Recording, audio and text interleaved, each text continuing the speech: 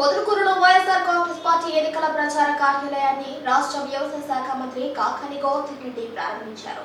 ఈ సందర్భంగా ఆయన మాట్లాడుతూ 2019 ఎన్నికలకు ముందు జగన్మోహన్ రెడ్డి ప్రకటించిన సంక్షేమ కార్యక్రమాలు అన్ని అమలు చేసినట్లు గుర్తు చేశారు.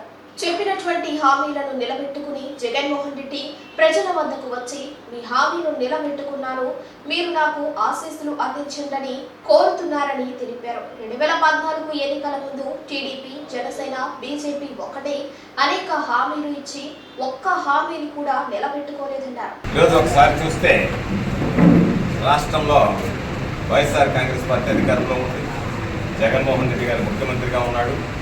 రాష్ట్రానికి సంబంధించి అనేక రకాలైనటువంటి సంక్షేమ కార్యక్రమాలు 2019 ఎన్నికలకు ముందు జగన్మోహన్ రెడ్డి గారు ప్రకటించినటువంటి సంక్షేమ కార్యక్రమాలన్నీ ప్రతి ఒక్కరికి అమలయ్యాయి. చెప్పినటువంటి హామీలు నిలబెట్టుకొని ఈరోజు జగన్మోహన్ రెడ్డి గారు ప్రజల దగ్గరకు వచ్చి నేను ఎన్నికలకు ముందు మీకు ఇచ్చినటువంటి హామీ నిలబెట్టుకున్నాను, మీరు నాకు ఆశీస్సులు అందించండి అని చెప్పి ధైర్యంగా అడగగలిగేటువంటి పరిస్థితి ఈరోజు జగన్మోహన్ రెడ్డి గారు. అయితే ఎవరైతే 2014 ఎన్నికల ముందు జతకట్టారో, కూటమిగా వచ్చారో జనసేన, బీజేపీ, తెలుగుదేశం పార్టీ అనేక రకాలైనటువంటి హామీలు ఇచ్చారు.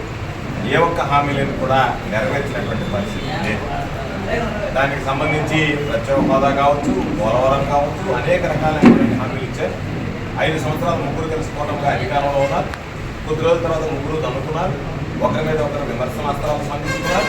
చంద్రబాబు నాయుడు తీవ్రంగా మోడీని విమర్శించాడు, మోడీని వ్యక్తిగతంగా విమర్శించాడు, మోడీ చంద్రబాబు నాయుడిని విమర్శించాడు, పవన్ కళ్యాణ్ లోకేష్ చంద్రబాబు నాయుడు అంతు చూస్తానన్నాడు. ఇవన్నీ జరిగిపోయాయి. ఇదంతా గతం. 2019 ముందు జరిగినటువంటి సీన్. 2014లో ఒకటయ్యారు, 2019 విడిపోయారు.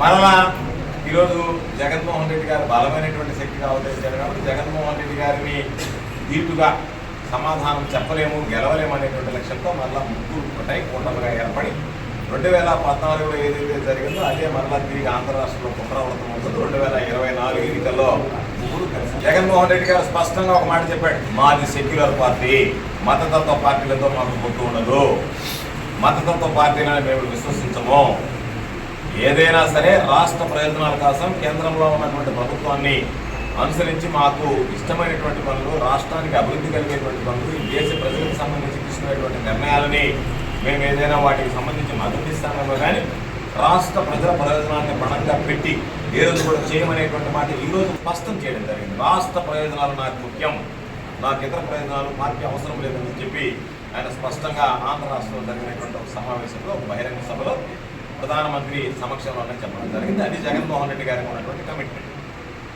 వీళ్ళకి అధికారంలోకి రావాలనేటువంటి ఆలోచన తప్ప ఒక సిద్ధాంతం లేదు, ఒక నీతి లేదు, ఒక నిజాయితీ లేదు. మొన్నటి వరకు ముస్లింలకు సంబంధించినటువంటి రిజర్వేషన్ ఎత్తేస్తామన్నారు. ముస్లింల రిజర్వేషన్ ఉండదన్నాడు. నేషనల్ అమెండ్మెంట్ యాక్ట్ని ఎవరు ఏమైనా సరే మేము దాని ప్రకారం వెళ్తామన్నారు. అటువంటి మతతత్వ పార్టీలతో పొత్తు పెట్టుకోవడానికి చంద్రబాబు సిద్ధపడ్డాడు అంటేనే చంద్రబాబు ఈ రాష్ట్రంలో ఎంత బలహీనంగా ఉన్నాడనేటువంటి ప్రత్యేకంగా చెప్పాల్సిన పని లేదు. రాష్ట్రంలో ప్రతి ఒక్కరూ ఆలోచన చేయాల్సినటువంటి సమయం. 2014 ఎన్నికలకు ముందు ఇచ్చినటువంటి హామీల మేర చంద్రబాబు నాయుడు ఏమాత్రం సంక్షేమ కార్యక్రమాలు ప్రజలకు అందించాడు. 2019 ఎన్నికలకు ముందు జగన్మోహన్ రెడ్డి గారు ప్రకటించినటువంటి సంక్షేమ కార్యక్రమాలు సక్రమంగా అమలు చేయాలి లేదా అనేటువంటిది ప్రతి ఒక్కరు కూడా ఆలోచన చేసుకోవాల్సినటువంటి సమయం. ఎందుకంటే 2014లో చెప్పాడు, మోసం చేశాడు. 2019లో జగన్మోహన్ రెడ్డి గారు చెప్పాడు, చెప్పింది చెప్పినట్టుగా అమలు చేశాడు. మరలా 2024లో చంద్రబాబు ఇస్తాడు, మరలా మోసం చేస్తాడు. కాబట్టి ఏదో ఇంత పెద్ద ఎత్తున చెప్పి, అతిగా చెప్పి, వాటిని కొద్దిగా కూడా ఇవ్వకుండా మోసం చేసినటువంటి చంద్రబాబు నాయుడు కోటేద్దామా, చెప్పినట్టుగా అమలు చేసినటువంటి జగన్మోహన్ రెడ్డి గారు కోటేద్దామా అనేటువంటిది ప్రజలు విజ్ఞతతో ఆలోచన చేసి నిర్ణయం తీసుకోవాల్సినటువంటి సమయం ఆసన్నమైందని చెప్పి ఈ సందర్భంగా తెలియజేస్తున్నాను. అందులో భాగంగా రేపు మే 13వ తేదీ జరిగేటువంటి ఎన్నికల్లో ప్రతి ఒక్కరూ ఆలోచన చేసి ఈరోజు వైఎస్ఆర్ కాంగ్రెస్ పార్టీకి అండగా నిలిచి జగన్మోహన్ రెడ్డి గారికి ఆశీస్సులు అందించడానికి రాష్ట్ర ప్రజలు సిద్ధంగా ఉన్నారు. సభలు జరిగాయి. కానీ మీరు ఎరిగిన రీతిలో 4 ప్రాంతాలు జరిగితే బ్రహ్మాండంగా జరిగాయి. పులిని చూసి నక్క వాతలు పెట్టుకున్నట్టు చంద్రబాబు పాపం 4 దగ్గర సభలు జరిగాయి. చివరి సభ చివరి సభ ఈరోజు మేదరమెట్టలో బ్రహ్మాండంగా జరిగింది. దాన్ని మించి చేయాలి, నేను ప్రధానమంత్రితో సహా తీసుకొచ్చని చిలుకూరుపేటలో సభ పెట్టాడు. చిలకలూరుపేటలో సభ పెడితే వచ్చినటువంటి జనం చూసాం, స్పందన చూసాం. ఆ రోజు సిద్ధం సభ ఒక్క జోన్, అంటే రాష్ట్రం అంతా కలిపి కాదు, రాష్ట్రంలో 4 సభలు పెడితే జోన్ 4 కింద చేసినటువంటి, జోన్ 3 కింద చేసినటువంటి సభకి ఎంతమంది జనం వచ్చారు. ఈరోజు చంద్రబాబు నాయుడు రాష్ట్ర వ్యాప్తంగా ఏర్పాటు చేసినటువంటి సమావేశానికి ప్రధానమంత్రితో సహా తీసుకొస్తే ఎంతమంది వచ్చారనేటువంటిది మొన్న జరిగినటువంటి సమావేశం. అక్కడి నుంచి చంద్రబాబు నాయుడు ఫ్రస్ట్రేషన్లోకి వెళ్ళి మాటలు తూపు ఎక్కువయ్యాయి. చివరికి మీరు పెట్టేటువంటి అభ్యంతరకర పోస్టులు తొలగించండి అని చెప్పి ఎన్నికల కమిషన్ కూడా ఈ రాష్ట్రంలో తెలుగుదేశం పార్టీకి చివాట్లు పెట్టినటువంటి దుస్థితి దాపురించింది. ఎవరైనా ఉన్నారా గెలిచేవాళ్ళు అనేటువంటి మీ అన్వేషణలో ఈరోజు సర్వేపల్లి నియోజకవర్గానికి అభ్యర్థి దొరకనటువంటి పరిస్థితి ఏర్పడింది. చివరికి దిక్కు దశ లేక మీరు ఆ సోమిరెడ్డికే టికెట్ ఇచ్చుకోవాల్సినటువంటి దుస్థితి ఏర్పడింది. కాబట్టి ఈరోజు ప్రజలందరూ కూడా ఆలోచన చేయాల్సింది, సర్వేపల్లి నియోజకవర్గంలో 5 సంవత్సరాల్లో వైఎస్ఆర్ కాంగ్రెస్ పార్టీని ఒక బలమైనటువంటి శక్తిగా తయారు చేసింది. సోమిరెడ్డి ఈ గ్రామానికి వచ్చి నేను ఇది అభివృద్ధి చేశానని చెప్పుకోలేడు.